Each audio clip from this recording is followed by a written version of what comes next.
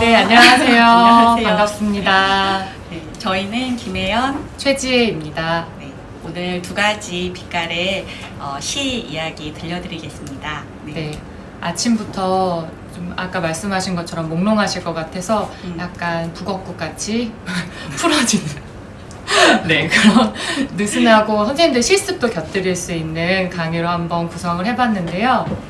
먼저 본격적으로 이야기 나누기 전에 저희 강의 구성에 대해서 짧게 안내를 드리면 자료집에도 저희가 각자 수업 사례를 넣어놨어요. 그래서 앞부분에서는 예연쌤 수업 사례 하시고 그 다음에 제 수업 사례를 이야기할 거고요. 그리고 쉬는 시간이 있죠. 네. 그 다음에는 네, 그다음에 저희가 이제 수업 사례에 대해서 서로 미리 이제 원고를 받고 그 질문을 주고 받은 게 있어요. 그래서 그 질문에 대해서 그러니까 수업 사례 포함해서 저희 질문을 얘기하고 그다음에 쉬는 시간 후에 선생님들 질문을 이제 서로 좀 골라주고 이제 선생님들께 답변을 드린 다음에 선생님들께서 직접 시를 좀 써보고 서로 댓글을 달아주고 하는 활동을 해볼 계획입니다.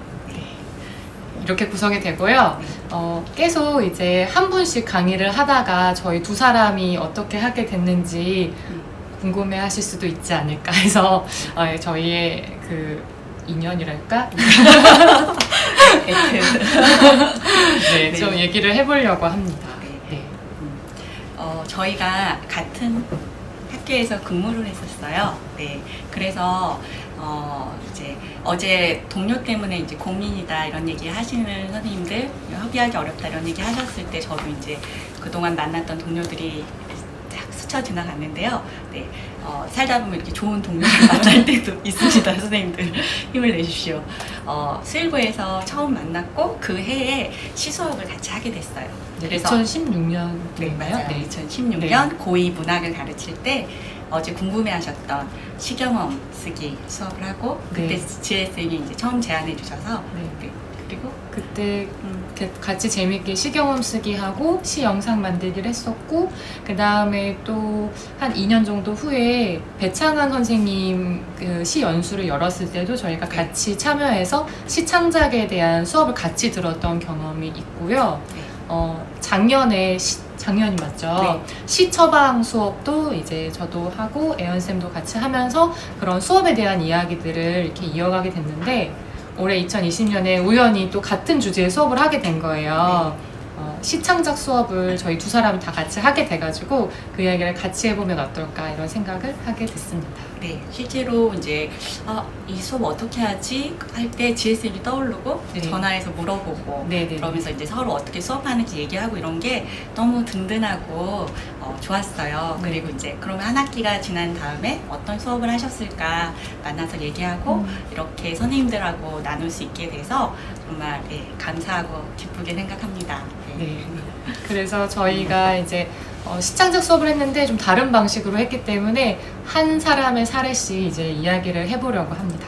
먼저 애연쌤이 준비하신 이야기부터 들어볼게요. 네. 선생님들은 혹시 기다려주시는 일이 있나요? 지혜쌤은 어떠신가요? 기다려주는 일이요? 네. 저는 저는 주말 부부라서 평상시에는 이제 수원에 와 있는데 신혼집은 충청도여서 주말에만 내려가는데요. 짧지만 방학 동안에는 이제 그 신혼집에 가서 생활을 할 것이 기다려지는 일이에요. 이 연수가 끝나면 그 일주일 동안의 방학을 보내게 될 것 같아요. 얘기하시는데도 눈이 반짝반짝하고 입꼬리가 올라가시는 걸 보면서 속상한 기분이 드네요.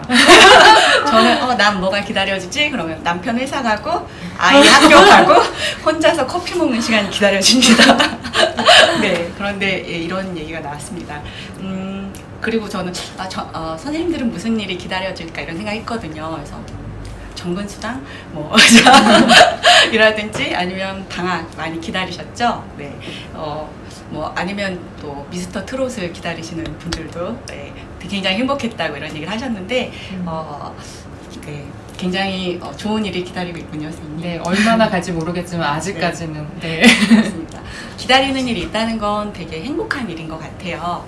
그러면 교사로서 선생님들은 어떤 수업이 기다려지시나요? 제가 떠올려 봤더니 저는 시수업이었어요. 예. 그러니까 제가 배우고 해보고 싶은 수업을 이제 많이 이제 실천하면서 살고 있지만 그래도 해마다 이 수업을 하기 전에 기다려지는 수업 바로 시수업이었어요. 그러니까 아이들이 이제 시를 읽으면서 자기 이야기를 이렇게 꺼내놓는 경우가 많고 그리고 아이들이 이렇게 툭툭 적어낸 시구절들을 보면서 제 가슴에도 파도가 밀려왔다가 멀어졌을 때 남는 물자국처럼 마음이 막 너무 촉촉해지고 좋을 때가 많았어요. 그래서 내가 막 교사로서 뭔가를 막 이루고 성취하고 선생님들한테 막 내보일 만한 게 아니라 그냥 아이들 이야기 듣고 그때그때 시 구조를 만날 수 있는 수업이 너무 좋은 거예요. 그래서 해마다 이제 해보려고 하고 있고 사실 그 씨앗은 이제 말씀드렸듯이 GSM하고 첫 해 했던 시집 읽기 수업에서 출발했습니다. 시집을 80권 정도 빌려서 아이들이 자유롭게 읽고 그 안에서 좋아하는 구절을 찾고 어울리는 시구절을 이제 친구나 선생님을 떠올리면서 쓰는 게 이제 어제 궁금해하셨던 그 시경험 쓰기의 활동 중의 일부고요. 나중에는 자기 경험과 맞닿은 시를 골라서 이제 그 글을 쓰는 활동이에요. 그래서 그 글을 읽다가 교무실에서 좀 운 적도 해마다 있고 그 글을 막 담임 선생님한테 보여드리면 또 같이 눈물 흘리시고 예, 이런 이제 활동이어서 아이들의 글의 수준과 상관없이 되게 좋은 내가 국어고사가 되게 잘했어 라고 느끼게 하는 활동이에요. 이 활동의 반대에 있는 글쓰기를 들자면 자소서라고 생각합니다. 네. 자소서 보시느라고 고생하는 고3 선생님들 응원하고요. 좀 되게 다르더라고요. 자기 얘기를 쓰는데. 우리가 만나고 싶고 사람에게 감동을 주는 이야기는 이렇게 자기 경험을 진솔하게 이야기할 때의 활동이라고 생각을 하고요. 그런데 올해 코로나 때문에 공교롭게 이제 시집을 빌리고 막 돌려보는 게 힘든 거예요. 선생님들도 이번에 기말고사 보실 때 시험지 한 장도 다 저희 팔 한 장 갖기고 한 장 나눠줬잖아요. 이 시집을 그 여러 반에서 돌려본다는 게 너무 조심스러워서 그럼 어떡하지 이 수업을 하고 싶은데 이런 고민이 들었어요. 물론 세상에는 훌륭한 선생님이 많기 때문에 물고방의 박정인 선생님 같은 분은 비닐 장갑을 끼고 아이들이 세십을 다 읽게 하셨어요. 그래서 그걸 보면서 와 그래 상상력의 문제구나 라는 생각도 들었고 저는 막 그렇게 생각했거든요. 비닐 장갑 끼고 시집 읽는 건 좀 시적이지 않은 것 같아 라고 했는데 나중에 사진과 아이들이 이렇게 한 시처방을 보니까 그것대로 굉장히 시적이더라고요. 네, 되게 특별하게 시를 읽은 경험으로 아이들에게 더 기억에 남아있지 않을까요?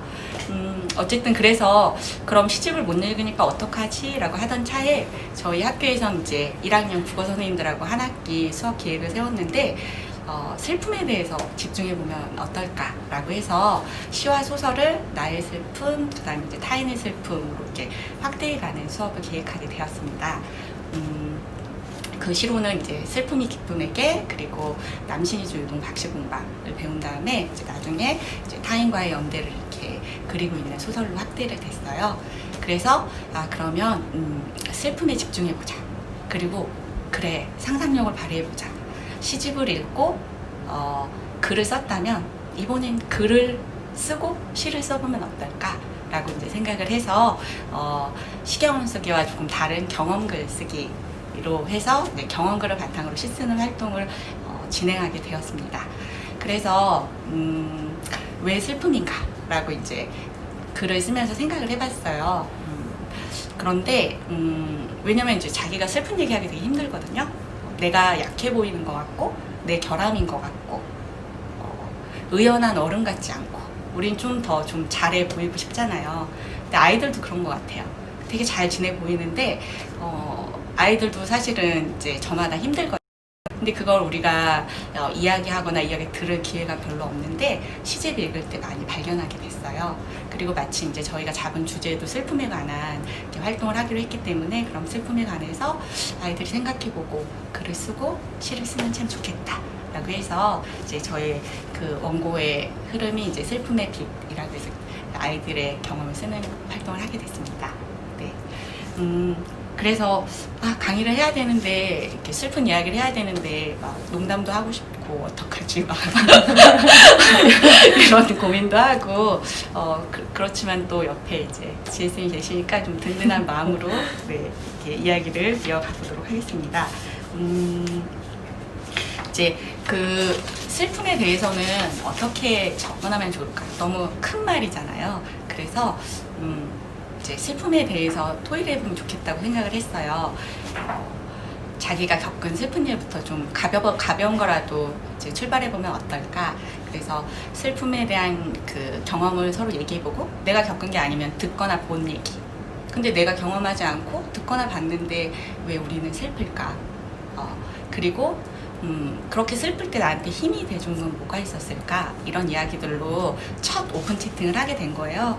그래서 아이들이 되게 잘 얘기를 했고 그렇다면 슬픔은 부정적인 감정이고 우리가 부정해야 되는 걸까? 아니면 가치가 있다면 어떤 가치가 있을까? 했더니 멋진 이야기들을 많이 해줬어요.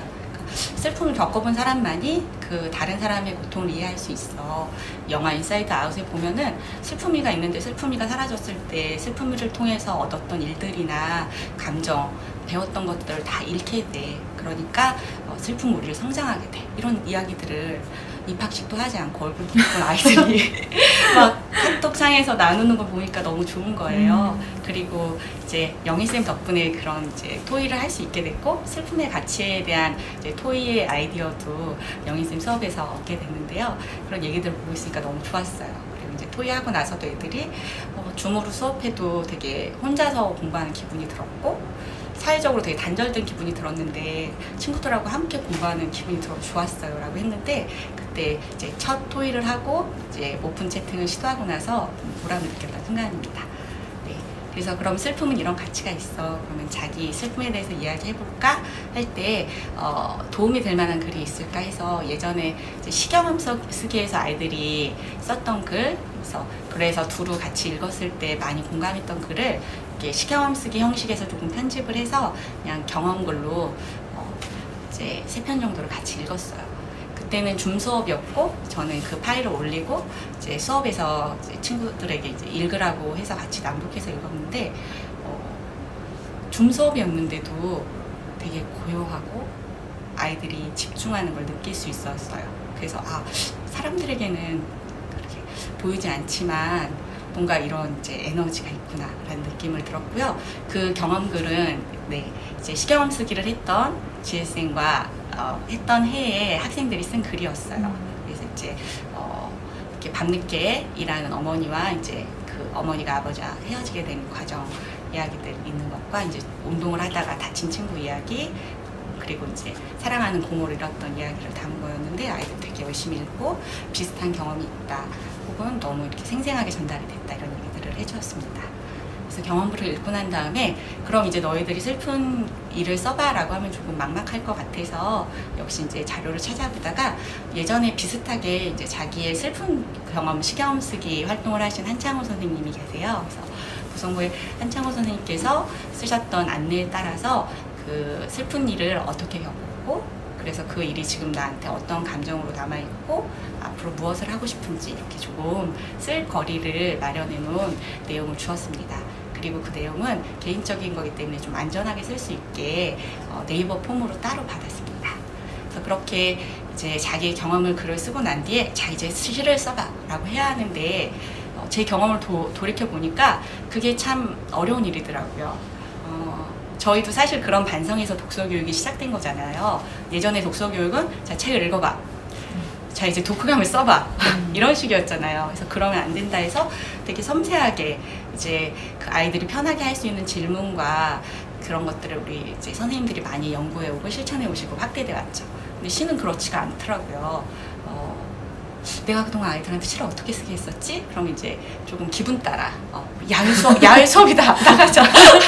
그리고 약간 오늘은 마음속으로 시 쓴다기보다는 저도 이제 논다는 생각이 있었던 거죠. 이렇게 종이 한 장씩 주고 자 봄에 대해서 써봐 이런 거 아니면은 이제 어떤 이렇게 따라할 만한 시를 주고 이제 이거를 모방해서 써봐 뭐 이런 수준이었던 거예요.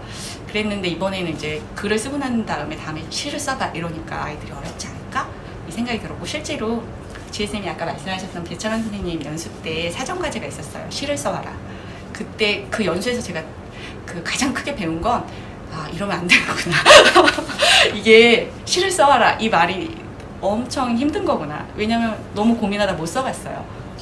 그랬는데 물론 배창환 선생님 되게 훌륭하게 그 사전에 좋은 시를 읽고 이제 왜 그 시가 좋은 시인지 토의하고 그 다음에 이제 아이들이 시를 쓰는 이렇게 자상한 단계를 거치세요. 근데 그때는 이제 연수 특성상 시를 미리 써오게 하신 건데 결국 못 써왔어요. 여기 계신 최재 선생님은 써가서 발표도 하셨어요. 박수도 받으셨습니다. 네. 그래서 그날 막 비 오던 날이었는데 5월달에 그 연수에서 들었던 생각도 나고 해서 그러면 어떻게 하면 시를 쓸 수 있을까? 그래, 배창환 선생님 하셨듯이 아이들이 일단 좋은 시를 막 봐야지 하는 생각이 들었어요. 그래서 좋은 시를, 근데 우리는 경험글을 바탕으로 하니까 좀 경험이 드러난 구체적인 시들로 좀 모았어요. 10편을 모으고 아이들한테 이 시에서 어떤 시가 좋았어? 그리고 이 시를 시적 있게 하는 부분은 무엇일까?를 토의하게 했어요. 토의가 너무 잘 됐어요. 저 좀 깜짝 놀랐어요. 저도 처음 본 시였거든요. 근데 아이들이 너무 의미를 잘 파악해낸 게 이제 제 연구에서 그 진은혜라든지 그 다음에 식구라는 시에서 보면은 그 어떤 참고서보다도 잘 해설을 하고 찾아내고 자기들끼리 어머 나도 이 시 좋았어. 나도 어제 뭐 이런 일이 있었어 하는 걸 보면서 되게 기뻤습니다. 그리고 그 이제 좋은 시가 뭔지를 이제 좀 감을 잡은 다음에 그럼 좋은 시를 쓰려면 어떻게 해야 할까를 아이들이 이제 써내는데 정말 너무 잘 써내는 거예요. 새로운 인식이 담기고 식상하고 멋부리지 않은 표현을 쓰고 제목을 잘 지어야 되고 그 다음에 운율을 담아야 되고 이런 얘기들을 잘 써서 냈습니다. 그래서 그랬고요. 그 다음에 이제 좋은 시를 읽어봐야지 또 나도 좋은 시를 써봐야지 이런 욕망이 좀 생기게 된 것 같아서 이제 개인적으로 좀 작은 활동이었지만 되게 뿌듯했고요. 그리고 나서 아이들이 이제 시를 써야 돼서 어떻게 써야 될까 했는데 배창환 선생님 그 책에 보면은 경험글로 시쓰기라는 실제 활동이 있어요. 거기서 그 이제 내용들을 좀 요약해서 알려주었습니다. 인상적이었던 거는 그 일이 있었던 장소에 가본다 이런 거 있잖아요. 그럼 그때 이렇게 그런 게 떠오르잖아요, 여러분들. 예전에 이제 만났던 사람이랑 갔던 거리 어딘가요? 네. 이건 국어교사만 보는 거죠. 네. 그래서 그런 그 제안도 되게 저는 신선했고요. 그 다음에 첫 구절을 떠올려 본다. 그 다음에 되게 인상적이었던 거. 결론이나 설명을 피한다. 우리 아이들이 시를 쓰면 너무 결론을 내려고 해요. 네. 되게 착한 결론. 그런데 그런 착한 결론을 보는 순간 앞에 있었던 되게 참신하고 멋진 표현들이 되게 막 그 사라지게 되는 거예요, 빛이. 그래서 이게 되게 싫었는데 선생님께서 잘 정리를 해주셔서 이걸 학습지로 주고 또 이제 고치는 것도 너무 많은 매뉴얼 말고 이제 조사를 빼보고 조사가 없어도 매끄러우면 써라 뭐 이런 이제 팁들. 그다음에 이제 다 쓴 후에 소리내서 읽어봐라. 그러니까 시다운 처방이죠. 이런 이제 활동들을 안내해 주었습니다. 그리고 아이들이 시를 썼죠. 시를 쓰고 이걸 어떻게 공유할까 하다가 반별로 이제 패들렛을 만들고 그다음에 자기 시를 쓰고 그다음에 시화를 만들고 그리고 시화에 대해서 다른 친구들이 그 자기 모둠에 대해서 답글을 달아주는 활동을 했습니다. 그 이제 학교에서 다른 교과 선생님들이랑 전학공 모임을 하고 있는데요. 그런 얘기를 했어요. 우리가 모여서. 우리가, 처음에는 막 너무 당황스럽고, 그 온갖 외래어가 범람한 온라인 환경에서 OBS, 클로바 더빙, 행아웃, 줌, 또 패들렛,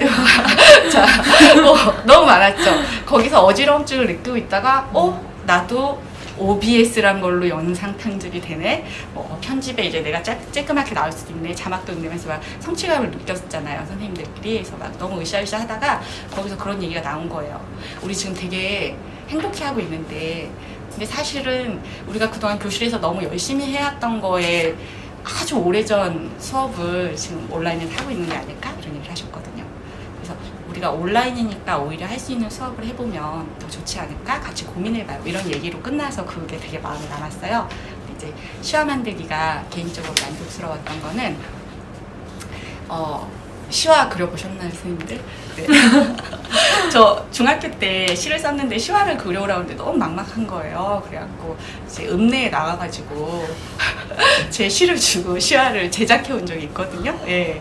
네. 아, 이 얘기 들으면 사는 집인가 보다 그러실 텐데 그렇진 않고요. 그때는 이제 그림을 잘 못 그리는데 시화는 내고 싶고 그래서 그랬던 것 같아요. 그리고 또 제 동생은 이제 그 시와 주제도 가을이었어요. 너무 식상하죠. 아무튼 그래서 막 그라데이션데 시화를 사고 동생은 막 나뭇잎을 주워서 나뭇잎을 막 붙여가지고 시화를 제출하고 막 그랬던 기억이 나요. 네, 그래서 너무 막막했는데 디지털 시화는 그런 재능에 상관없이 이제 또 시의 결과물에 영향을 덜 주면서 자기가 직접 시화를 완성하는 성취감을 줄 수 있다는 점에서 좋았습니다. 그리고 아이들끼리 너무 즐거워했어요. 정말 너무 즐거웠다고 하고 그 댓글을 서로 달아주면서도 너무 잘 썼다, 그림 너무 멋있다 막 이러는 거예요. 근데 저는 그렇게 잘 썼는지 모르겠는데 자기들끼리 하여튼 너무 잘 썼대요. 그래서 그렇게 막 시를 좋아하는 모습을 보니까 이제 되게 기뻤습니다. 그렇게 이제 시화 만들기를 하고 나서 이 활동을 마무리하게 되었습니다. 네. 원고에 좀 자세한 얘기가 있는데 일단 전체적인 제가 슬픔을 주제로 해서 이렇게 시를 쓴 과정은 이렇게 설명을 드렸습니다. 애들이 이 수업 마치고 되게 즐거웠다, 뿌듯했다. 그 다음에 시는 되게 대단한 시인이 쓸 수 있는 게 아니라 누구나 일상을 아름답게 한 장면을 가슴에 담아둔 사람은 누구라도 시인이 될 수 있다는 걸 느꼈다. 이런 말 해주고요. 그 다음에 이제 시에 대한 관심이 늘었다. 그리고 좋은 시들을 더 읽어보고 싶다. 다음엔 더 잘 써보고 싶다. 이런 말들 제게 되게 인기가 됐습니다. 물론 이제 고쳐쓰기라든지 구체적으로 시의 완성도를 높이는 단계가 부족해서 개인적으로는 아쉬움이 들지만 온라인 수업 시간에 조금 선생님들도 편하게 시도해 볼 수 있는 수업이라고 생각해서 소개드리고요. 예, 관련 예들과 자료를 패들렛에 올려두었습니다. 저의 슬픔에 관한 시 수업은 여기까지입니다. 저희가 이제 원고를 미리 교환을 하고 저도 예연쌤 수업에서 되게 좋은 영감을 많이 받아서 궁금증이 생기더라고요. 그래서 몇 가지 질문을 드려보려고요. 네. 그 앞부분에 저는 이제 시 수업에 바로 들어가지 않고 슬픔이란 주제에 대해서 토의를 했다는 점이 굉장히 인상적이었는데 그 슬픔에 대한 토의 문제라고 자료집에 들어있는 게 정말 좋았어요. 그래서 그 토의 문제를 어떻게 떠올리셨는지 그 발상하고 만든 과정이 궁금했습니다. 네. 이게 발전적인 관계죠. 네. 서로 막 전화하고 서로 물어보고 질문을 받으니까 되게 기쁘더라고요. 네. 작년에 첫사랑을 가르쳤거든요. 고재종에. 너무 어려운 거예요. 애들한테 그 사랑의 추상성 같이. 그래서 어떡할까 했는데 애들이 아무리 어려도 누군가 좋아해보지 않았을까? 자기 경험으로부터 시작하면 좋을 것 같다 라고 해서 이제 라디오 사연 쓰기를 했어요. JJ DJ 김연입니다. 그래서 누군가 좋아했던 경험을 써보라고 했거든요. 근데 그거 읽는데 너무 재밌는 거예요. 너무 재밌었어요. 뭐 예를 들어서 누가 좋아져서 사귀기 시작했다. 그리고서는 뭐 걔가 목도리도 떠주고 뭐 무슨 음료수도 갖다 주고 그리고 밤에 카톡이 왔다는 거예요. 우리 내일 손잡을까? 그러면 교실이 막 다 쓰러져요. 애들이 막 이러고. 근데 이제 반전이 그래서 자기가 그 카톡을 받고 아빠한테 가서 물어봤다는 거예요. 아빠 나 내일 누가 손잡지? 손잡아도 돼? 초등학교 4학년 때 얘기인 거예요. 그러면 또 교실에서도 아우성이 막 화를 내요. 애들이 왜 그걸 아빠한테 물어보냐고. 그런 얘기도 있고 놀이터에서 이제 남자들 여자들이 시소를 탔는데 시소를 타면서 진실 게임을 했다는 거예요. 그려지시나요? 저쪽에 앉은 남자애가 너 좋아하는 애 있어? 그러면 이제 여자애가 있어. 누군데? 말 안 할래. 그리고 또 그 남자애 화를 냈다는 거예요. 왜 말 안 해? 화를 내죠. 막 그런 얘기들을 이제 해주면 아이들이 너무 즐거워하고 읽어준 애들도 좋아하고 그랬어요. 그래서 그 이제 라디오 사이언스 듣기를 끝난 다음에 같이 이 시를 설명할 때 아이들이 썼던 사연에서 막 예를 들어서 해주니까 애들이 이해를 너무 잘하는 거예요. 그래서 이번에 슬픔도 너무 크잖아요. 그럼 각자 슬펐던 경험을 좀 떠올려서 해보자 라고 해서 이제 근데 경험하지 않은 경우에 이제 듣거나 본 얘기도 해보자 해서 하게 됐고요. 이제 아까 말씀드렸듯이 영희쌤 수업에서도 이제 영감을 얻었습니다. 네. 그리고 제가 또 궁금했던 거는 저는 사실 이제 뒤에 원고도 나오지만 패들렛 프로그램을 수업에서 활용해보지 않았어요. 그런데 저는 오픈 채팅으로 주로 모둠 토의를 했는데 아쉬운 점들이 좀 있더라고요. 예를 들어서 교실 수업에서 모둠 수업을 했을 때 참여하지 않는 학생이 있는 것처럼 참여하지 않는 학생이 있는 것처럼 그 오픈 채팅방에도 들어와서 그냥 접속해 있지만 말을 끝까지 안 하는 친구가 있을 때 모둠장인 친구가 부담을 느껴서 그게 굉장히 마음에 걸렸다라는 수업 피드백을 주기도 했었고, 그런 모습들을 보면서 저도 약간 찜찜함이 있는 거예요. 그래서 오히려 패들렛처럼 모두가 다 공유할 수 있는 게시판에다가 글을 올리고 이제 모둠 경계를 넘어서 피드백을 줄 수 있으면 참 좋겠다라는 생각이 들면서도 또 오픈 채팅에 그 집중되는 장점이 있다고 생각을 하거든요. 그래서 여러 가지 플랫폼에 다 장단점이 있을 것 같은데 선생님 패들렛 이용해 보셨으니까 혹시 패들렛 사용에 있어서 좀 어려운 점이 있었는지 네. 궁금했어요. 네, 맞습니다. 다 이렇게 장단점이 있는데요. 패들렛은 일단 예쁘죠. 네. 예쁘고 이렇게 한눈에 볼 수 있고 이제 그런 점이 좋은데 조금 불안정할 때가 있어요. 그래서 애들이 막 선생님 입력이 안 돼요. 뭐 이럴 때가 있어요. 그러면은 이제 뭐 크롬으로 접속해봐라, 메모장에 붙여서 써봐라 이렇게 했는데 그래도 안 된다는 아이들이 몇 명이 있었어요. 그런 경우에 따로 작성해서 이제 제가 대신 올려주거나 아니면 뭐 과제인 경우에는 따로 그냥 받는 걸로 확인했습니다. 그리고 장점이자 단점인데요. 로그인 없이 바로 쓸 수 있죠. 그러다 보니까 댓글을 달거나 글을 달 때 그냥 익명으로 하는 경우가 있어요. 그래서 꼭 실명을 써라 라고 안내를 하지만 이렇게 막 댓글을 달린 거 보면 안 달린 경우도 있어서 이렇게 피드백에 대해서 이렇게 확인할 때 조금 어려웠습니다. 그리고 이제 역시 뭐 로그인 없이 들어갈 수 있기 때문에 그 마련해 놓은 장치인 것 같아요. 자기가 로그인한 기계로 썼던 게시물은 그 기계로만 수정이나 삭제가 가능하거든요. 그러니까 당연히 다른 사람이 이제 그 게시물에 대해서 접근을 못하겠죠. 그런데 내가 아까 핸드폰으로 처음엔 썼는데 그 게시물을 PC에서 이제 다시 수정하고 싶다. 그럴 경우에는 기기가 달라서 안 되는 단점이 있습니다. 물론 이제 이건 로그인을 안 했을 때의 경우인데요. 예, 이런 점이 좀 불편했습니다.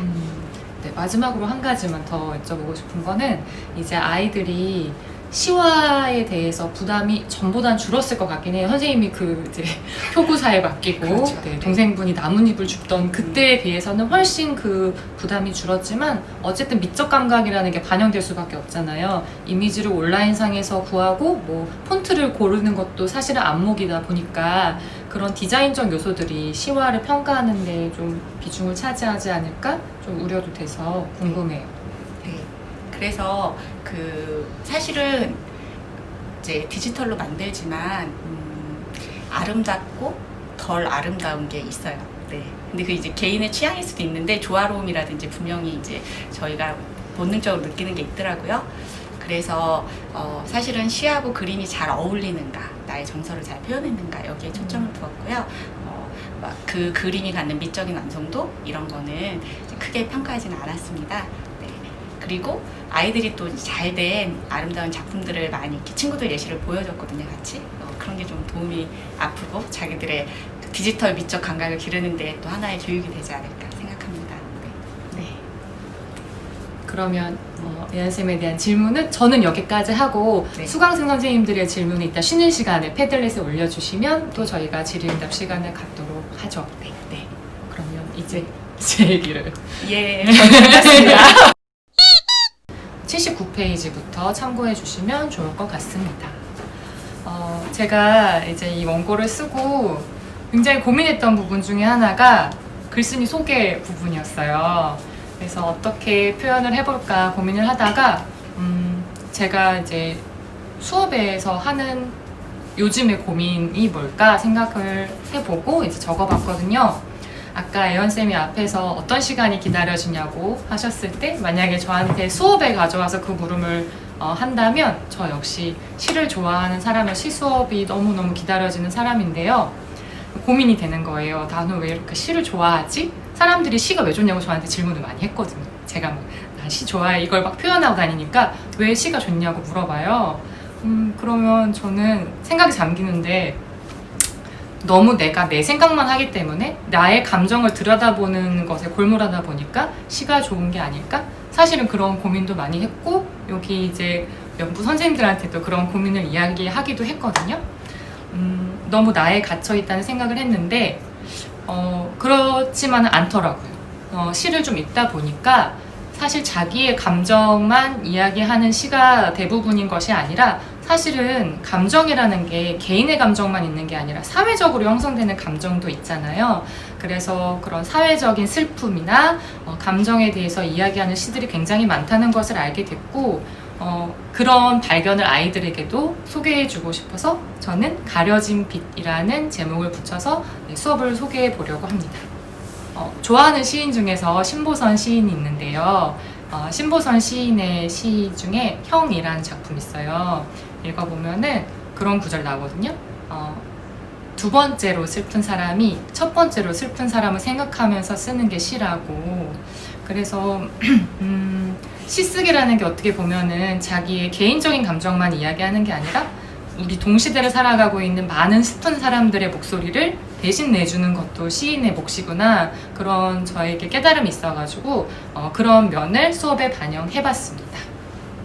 첫날에 이스라 작가가 말했던 것처럼 타자 대기의 하나의 방식으로 또 시가 있다는 것을 소개하고 싶었던 것이기도 한데요. 네, 그래서 이제 제 수업 이야기를 할 텐데 제 과목 얘기를 잠깐 해야 될 것 같아요. 저는 지금 고등학교 2학년 학생들을 대상으로 문학 과목과 현대문학 감상이라고 하는 진로 선택 과목을 함께 가르치고 있습니다. 저는 같은 아이들 대상으로 문학 두 과목을 가르치고 있다 보니까 고민이 됐어요. 문학 수업은 다른 두 분의 선생님과 함께 교과서 중심으로 감상 수업을 하는데, 그렇다면 현대문학 감상에서 또 감상을 하면 너무 감상의 비중이 크다는 생각이 들었고, 그러면 여기서는 한번 창작 수업을 해보자 라는 생각이 들어서 현대문학 감상이라고 하는 진로 선택 과목에서 창작 수업을 했고, 수행평가 100%로 한번 정말 해보고 싶었던 혼자만의 수업을 이제 해봤는데요. 그게 가능했던 것은 9등급 체제가 아니라 3단계로 점수가 나가요. 그래서 80점 이상이면 절대평가로 A, 60점 이상이면 B, 그 이하는 C, 이런 식으로 조금 평가가 그래도 자유로운 특징이 있었습니다. 자료집에 소개한 것처럼 저는 이제 온라인 수업에서 현대문학 감상 수업을 2가지 플랫폼에 기반해서 주로 실시를 했는데요. 영희쌤이 강의에서 말씀해 주셨던, 영희쌤 감사합니다. 영희쌤 소개로 이제 알게 된 구글 문서에서 개별 활동을 하고 개별 창작을 한 후에 오픈 채팅으로 자신의 창작물을 가져와서 모둠 대화를 통해서 같이 풀어가는 방식으로 수업을 진행했어요. 그래서 제가 이 방식이 가장 좋았던 것은 오픈 채팅을 통해서 공유를 할 때 이런 식으로 했거든요. 한 친구의 작품을 올리면 다른 모둠원들이 그 작품이 어떤지 감상을 이야기해 주는 거예요. 이런 부분이 너무 좋았어. 그런 예시가 자료집의 좀 뒷부분에 88페이지에 나와 있는데요. 그래서 이제 한 명이 자기가 이번에 내가 올릴게 해서 자기 자료를 이제 구글 문서에서 갖다 붙이면 친구들이 이제 댓글 달아주고 이런 식으로 진행을 했는데요. 그래서 그 주어진 시간 안에 공유하는 활동을 했었고, 답장 기능의 활용과 내보내기 기능의 활용이 너무 좋았어요. 그래서 답장 기능을 통해서 이제 그 소통이 가능했고, 내보내기로 이 친구들의 대화 내용을 제가 저장하니까 나중에 세특 쓰거나 할 때 이렇게 내려서 보기에 좋더라고요. 사실은 제가 그 했던 현대문학 감상 안에 시창작 수업이 2달 정도에 걸쳐서 진행된 것이기 때문에 분량이 좀 많아요. 그래서 81페이지에 제가 소개한 것처럼 이렇게 여러 차시인데 이걸 제가 다 말하는 건 좀 집중도가 떨어질 것 같아요. 그래서 그냥 그 활동지 자체를 QR코드 링크로 담아두었고, 혹시 좀 이게 불편하실까 싶어서 오늘 공유해드린 패들릿에다가도 파일을 같이 넣어두었으니까 그거 참고해서 보시면 좋을 것 같습니다. 그래서 해봤던 수업 가운데 제가 중점적으로 말하기로 했던 사회적 문제 다룬 시쓰기 수업에 대해서 말씀을 드려볼게요. 83페이지부터 있습니다. 이 수업은 처음에는 이제 오프라인으로 2시간을 진행이 됐었고, 3번째 시간은 온라인으로 진행되었던 수업인데요. 먼저 오프라인 수업에서는 제가 만든 요런 시 자료집 있어요. 보면 사회 문제를 다룬 작품들이 소개되어 있거든요. 그래서 그냥 많진 않고요. 한 그 정도? 한 15편 정도 있는데 이제 저희 학교 예산으로 이 자료집을 인쇄를 해서 학생 수만큼 빗질을 할 수 있어서요. 개별적으로 이 시집을 가지고 수업을 했고요. 그래서 아이들에게 이걸 펴가지고 가려진 모습을 보여주는 시라는 제목을 붙여서 사회적 문제를 다룬 시들을 읽고 어떤 게 인상적이었고 그 시를 읽어보니까 그게 어떤 사회의 문제를 다루고 있는 것인지 생각해 보도록 하는 활동을 했습니다. 그래서 읽어보면은 뭐 아동학대에 대한 시도 있고요. 그 다음에 뭐 빈곤에 대한 시도 있고요. 차별에 대한 시도 있고 이래요. 그래서 학생들이 이제 그걸 읽고 직접 해석해보는 활동을 했고, 그렇다면은 본인이 사회적 문제를 다룬 시를 창작한다고 한다면 어떤 주제로 시 창작을 할 건지 주제 잡는 것까지 이제 오프라인 수업에서 해봤습니다. 네, 그리고 조금 써보는 것까지요. 그런 다음에는 이제 아이들이 다시 학교에 나오지 않는 온라인 수업 기간이 된 거예요. 그래서 그때는 이제 구글 문서에다가 좀 본격적으로 시 창작을 해보도록 했는데요.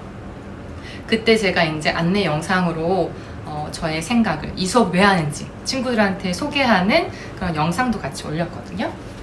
그 대본을 제가 남겨둔 게 있어서 좀 같이 읽으면서 소개해 보려고 해요.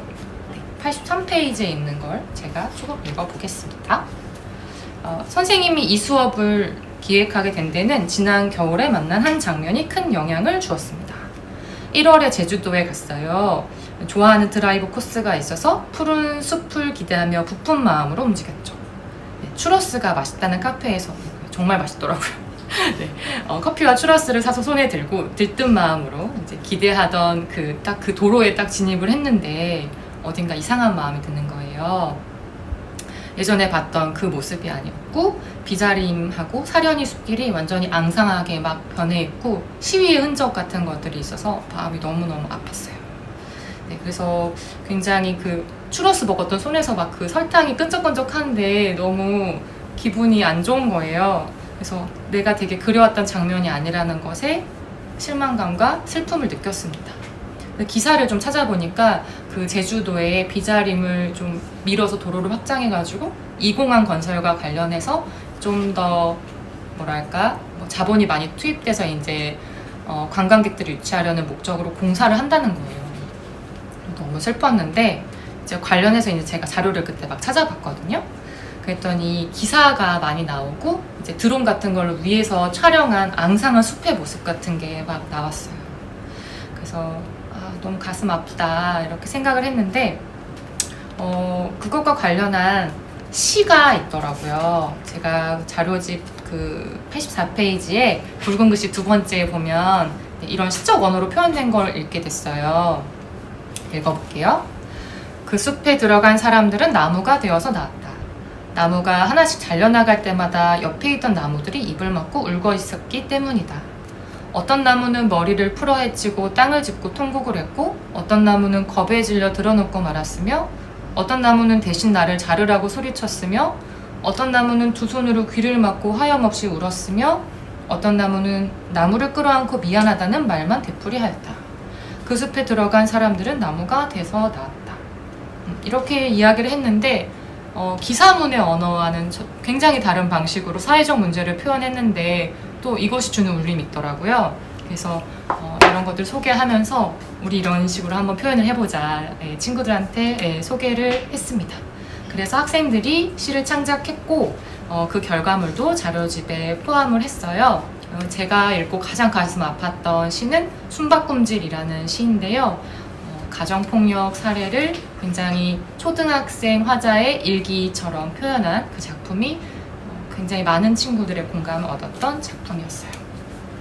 네, 근데 여기에서 이제 추가 활동으로 제가 한 번 더 쓰게 한 것은 저는 이제 이걸 소개하면서 제가 기사문이 있고 시가 있다 이렇게 이야기를 했으니까 학생들이 좀 기사 같은 걸 찾아보고 시를 창작했으면 하는 마음이 있었거든요. 그런데 대부분 그냥 머릿속에서 썼더라고요. 그래서 신보선 시인의 갈색 가방이 있던 역, 이게 구의역 그 김군의 사망 사건을 토대로 한 시거든요. 그래서 이런 작품이나 이소호 시인의 시는 실제로 신문 각주가 막 달려있는 게 있어요. 네, 작품들 궁금하실까봐 또 패들릿에 보시면 있으니까 한번 참고해 보시고요. 그런 것들을 제시하면서 기사문의 근거에서 한번 써보도록 한 후속 활동도 이어갔습니다. 요거는 선택 활동으로 해서 쓴 친구들 세특에 써준다고 했는데 생각보다 많은 친구들이 참여해서 굉장히 뿌듯했던 경험이었어요. 네. 사실 아쉬운 점도 있어서 좀 그래요. 왜냐면 사실 아이들한테 자극이 되는 사건이라는 것들은 굉장히 자극적이고 폭력적인 사건이 많아요. 올해 또 유난히 많은 성적인 범죄도 많고 그러다 보니까 학생들이 써오는 시가 좀 잔혹한 거예요. 그래서 제가 그냥 자극적인 뉴스를 소비해버린 게 아닐까? 그런 고민도 되었습니다. 그래서 다음에 다시 그 수업을 한다면 좀 개선해보고 싶은 마음이 있고요. 제가 이 시창작 수업과 더불어서 또 짧게 수록한 수업 사례는 시 낭독하기를 줌에서 했던 사례이거든요. 네, 이 사례는 여기 옆에 계신 김혜연 선생님이 주제 발표 말하기, 구슬평가 했던 것을 아이디어를 주셔가지고 제가 시 낭독하기로 온라인으로 해봤는데요. 온라인 평가로 정말 좋았다는 생각이 들었던 것이 학생들의 그 말하기 기록이 줌은 다 자동 저장이 되잖아요. 그래서 그대로 저장이 되고 또 화면 공유로 시와 학생들의 얼굴을 함께 비출 수 있어서 굉장히 유용했던 선생님들에게 소개해드리고 싶은 그런 활동이에요. 그러면 자세한 내용은 자료집을 참고해 보시고 저도 애연쌤의 질문을 좀 받아보도록 하겠습니다.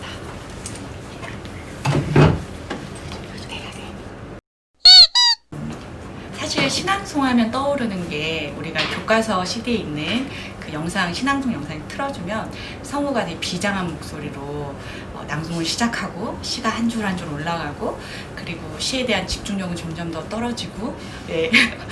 그런 게 있는 거예요. 저는 그래가지고 작년 물고반 본모임 때 이제 신앙송의 밤이 있었거든요. 그때 선생님들이 신앙송 하는 게 저한테 되게 새로운 경험이었어요.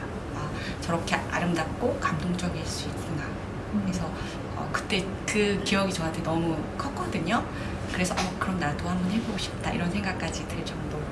그렇지만 사실은 국어교사인 저도 되게 오글거리고 뭔가 좀 부끄럽고 그런 이제 신앙송 활동일 수 있을 것 같아요. 근데 선생님은 아이들한테 이 활동을 할 때 어떻게 그런 것들에 대해서 좀 이렇게 그걸 무릅쓰고 이 활동을 즐겁게 할 수 있게 안내를 하시는지가 궁금했습니다.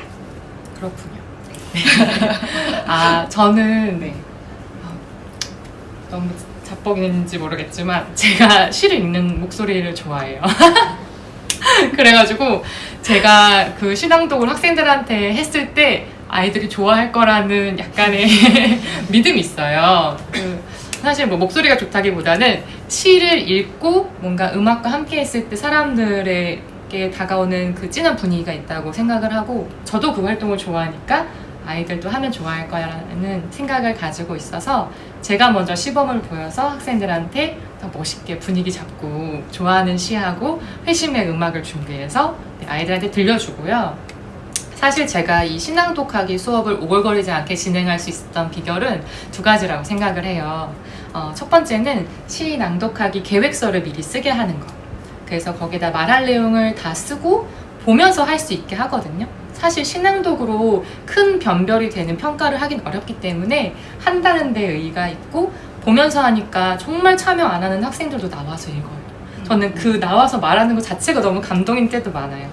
그래서 시 낭독 계획서를 보고 이야기를 하는데 그때 중요한 것은 내가 이 시를 고른 이유는 뭐뭐 했기 때문이다 라고 쓰지 않고 내가 이 시를 고른 이유는 너무 나의 어릴 적이 생각나서야 라고 친구에게 말하듯이 말미를 쓰게 하거든요.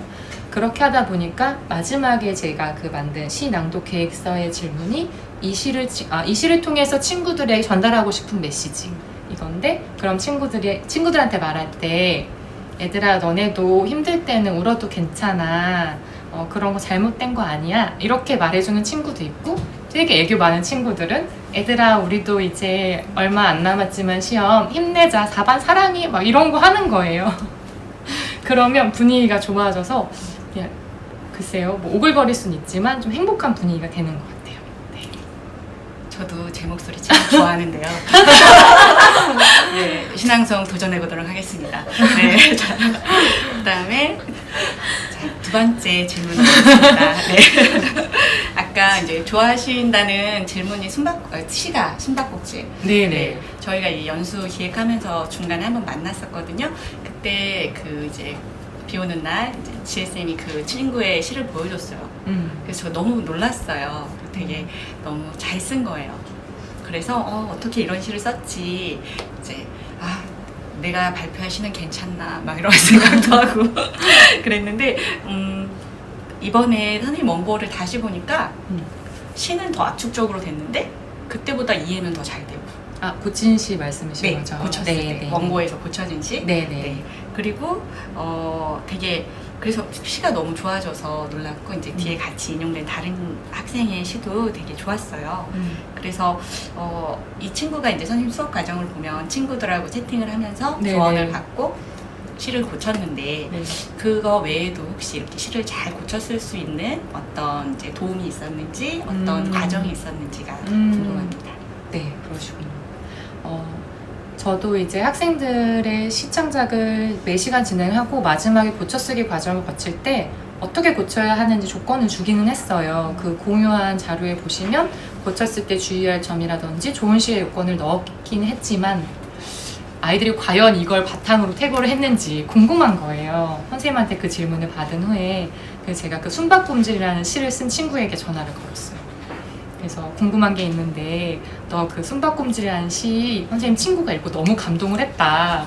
고쳤을 때 어떻게 고쳤어? 라고 물어봤더니 그 친구가 가장 먼저 한 얘기는 어쨌든 오픈 채팅에서 친구들에게 자기 시를 한번 보여줬잖아요. 그 보여준다는 것이 굉장히 큰 자극이 됐다라고 이야기를 했고 처음에는 초등학교 저학년 아이를 화자로 두었으니까 띄어쓰기도 막 엉망으로 하고 약간 그 맞춤법도 일부러 틀리게 했는데 친구들한테 막상 보여주고 나니까 이게 읽는 사람한테 이해가 될까라는 고민이 됐대요. 그리고 친구들한테도 띄어쓰기에 대해서 질문을 하기도 하고 그래서 모두먼들이 띄어쓰기 그래도 한번 해봐 이렇게 이야기를 하니까 그 친구 머릿속에 남은 건 읽는 사람한테 이해가 되게 써야겠다 였나 봐요. 그래서 이제 좀 문장도 전체적으로 다듬었고 그 생각을 자꾸 하다 보니까 그럼 이 시가 좀 더 잘 전달되게 하려면 어떻게 해야 되지? 라고 생각을 하다 보니 아이가 뭔가 피해를 입는 것보다 여러 가정폭력의 사례를 봤을 때 그 엄마와 아이가 함께 폭력의 대상이 되는 경우가 많다고 느꼈고 시에 보면 날짜가 있거든요. 첫 번째 시는 2월 30일이라는 없는 날짜를 했을 때는 본인이 좀 환상적인 설정을 하고 싶었지만 사실 폭력은 일상적인 거기 때문에 5월 어느 날로 이렇게 수정을 했다는데 그 친구가 제가 자랑하고 싶은 정말 최고의 한 명이에요. 네, 그러긴 하지만 어쨌든 그 뒤에 이야기보다 제가 듣고 제일 중요하다고 생각한 것은 이해되는 시인가 그게 이제 태고에서 가장 중요한 거라고 생각합니다. 네, 맞아요. 공감합니다. 시는 사실은 굉장히 정확해야 한다고 저희가 얘기를 많이 나눴죠. 그렇죠. 네. 선생님 그러면 질문 하나 더 할까요? 어떻게? 예. 네. 그러면 일단은 다른 선생님들의 질문도 또 기다려야 하니 저희의 수업 사례 이야기는 여기까지 하고 잠시 쉬었다가 선생님들 질문 저희가 이제 서로 소개해드리고 답변 드리고 이제 실습을 해보도록 하겠습니다. 네, 그러려면 10분 후에 만나야겠죠? 몇 분으로 하면 될까요? 지금 23분이니까 33분에 다시 시작하는 걸로 하겠습니다. 네. 잠시 후에 봬요. 감사합니다.